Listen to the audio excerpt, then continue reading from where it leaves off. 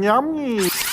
Hai, Ami berada di warung Mak Abah Wisma Center Kuala Lumpur, dekat dengan KLCC. First kali menu yang wajib diambil kat sini ialah nasi keli penyet. Yang ni RM10 je guys, murah.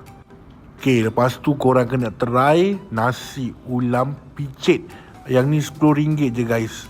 Dia ada sayur, lepas tu ada ikan, bagi telur juga. Korang dapat sambal dia, ada kicap kan. Lepas tu ada budu. Wow, tak sabar je nak makan budu. Tu dia, dengan nasi sekali dada RM10 je. Nasi kerabu dia pun RM10.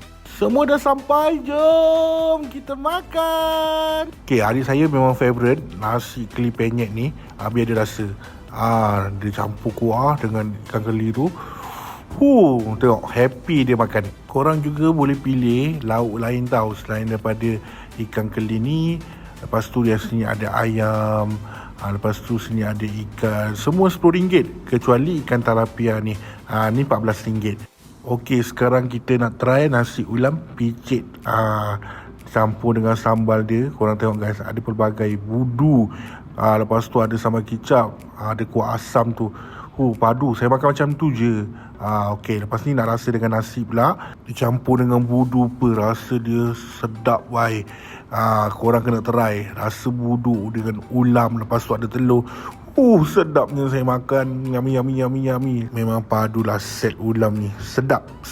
Okey, kita try pula nasi kerabu yang ni RM10 juga. Ada ayam. Lepas tu saya memang sebatikan dia punya rasa kerabu tu. Ada sambal kan, ada kuah. Lepas tu dengan sayur dia, sebatikan. Lepas tu makan semua. Ngap. Padu weh. Jom korang datang dekat warung Mak Abah Wisma Center KL. Dekat je dengan KLCC.